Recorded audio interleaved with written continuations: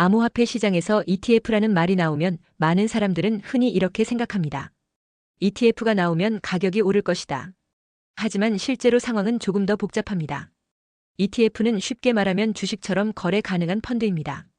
일반 주식과 같이 거래소에서 사고 팔 수 있습니다. ETF의 가치는 기초 자산의 가격을 따라갑니다. XRP ETF라면 이 펀드는 XRP 가격 움직임을 추적하는 것이 목표입니다. ETF는 또 두 가지 방식으로 운영됩니다.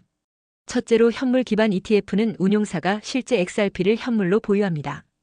투자자가 ETF를 사면 ETF 운용사는 시장에서 XRP를 구매해 보유량을 늘립니다. 즉, ETF 매수는 실제 XRP 수요 증가로 이어집니다.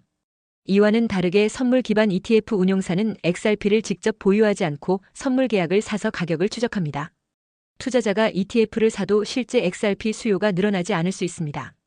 따라서 선물 기반 ETF는 스팟 ETF만큼 가격 상승 압력을 주지 않을 수 있습니다. 많은 사람들은 XRP ETF가 출시되면 가격이 오를 것이라고 생각합니다.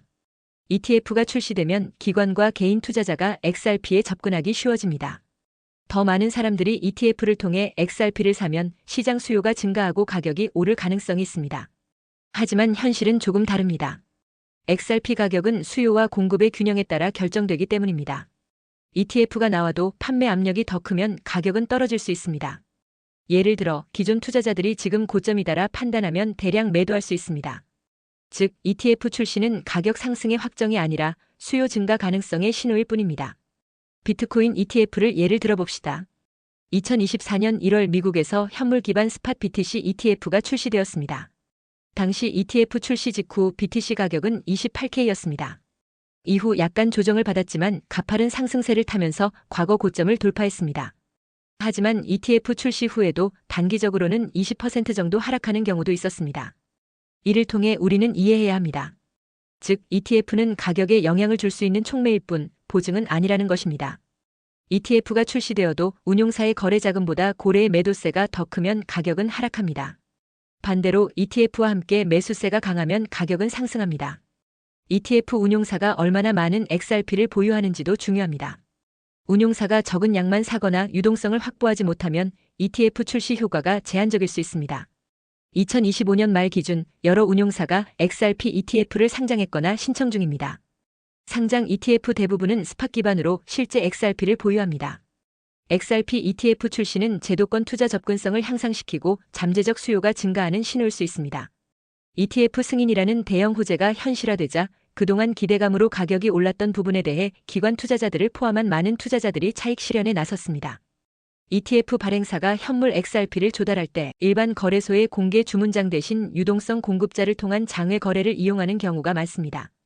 OTC 거래는 시장 가격에 즉각적이고 가시적인 영향을 주지 않기 때문에 ETF로 인한 수요가 있더라도 가격에 반영되는 속도가 느릴 수 있습니다. 알트코인 전반의 매도세도 영향을 미칩니다. XRP만의 문제가 아니라 알트코인 시장 전반에 걸친 투자 심리 위축과 매도세가 XRP의 하락세를 가속화했을 수 있습니다.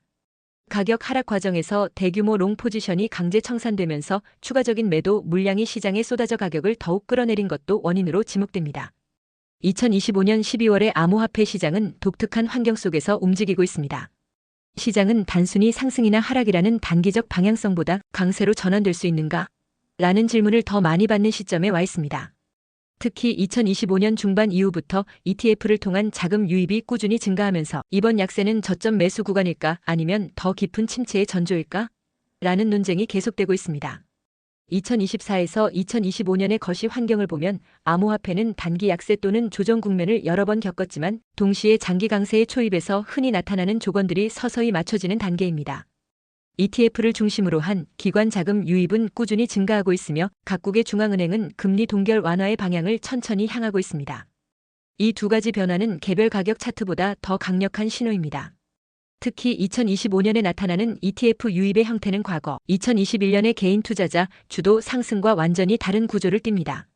ETF는 지속적인 매수 압력이라는 특징을 가집니다.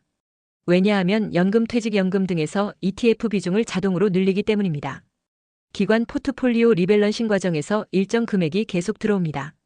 이런 구조는 약세장에서도 가격이 바닥을 오래 버티게 만들고 강세장이 시작될 때는 상승을 더 빠르게 만듭니다.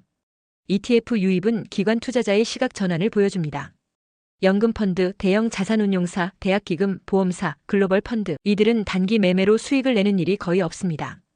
세금, 리스크 관리 규제 준수 때문에 입장을 한번 잡으면 수개월에서 수년 동안 유지합니다.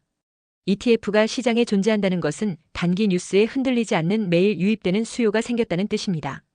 2025년 들어 ETF 순유입이 유지되고 있다는 것은 시장이 전략적 매수자층을 확보하고 있음을 뜻합니다. 금리 인하로 시장이 전반적으로 돈이 풀리면 투자자들이 ETF와 같은 장치로 들어오는 암호화폐를 더 적극적으로 사게 됩니다. 이 두 가지가 동시에 나타나면 가격은 단순히 단기 반등이 아니라 강한 상승 구조를 가지게 됩니다. ETF는 구조적 수요를 만들고 금리 인하는 시장의 힘을 한 번 더 밀어올리는 역할을 하는 셈입니다. 과거 약세장에서 강세장으로 전환될 때 시장에는 다음과 같은 특징이 나타났습니다. 저점에서 기관 매수가 확대됩니다. ETF와 같은 기관 매수 도구를 통해 시장 바닥 근처에서 자금이 들어오기 시작합니다. 단기 조정에도 가격이 금세 회복됩니다. 공포 탐욕 지수가 낮은 구간에서도 ETF 매수와 금리 인하 소식은 투자 심리를 회복시킵니다. 2025년 12월에 ETF 순유입은 여전히 꾸준히 증가하고 있습니다. 글로벌 금리 인하 가능성도 존재합니다. 따라서 2025년 12월은 시장이 약세에서 강세로 넘어가는 중요한 전환점으로 해석할 수 있습니다. 단기적 뉴스보다 ETF와 금리라는 거시적 구조적 요인을 주목하는 것이 핵심입니다. 제 생각에는 약세장이 길게 유지될 가능성보다는 강세로 전환될 조건이 갖춰지고 있는 시기로 보입니다. 하지만 확실한 예측은 불가능합니다. ETF와 금리가 강세 신호를 제공하더라도 시장 심리 규제, 고래 매도 등 변수들이 언제든 영향을 줄 수 있기 때문입니다.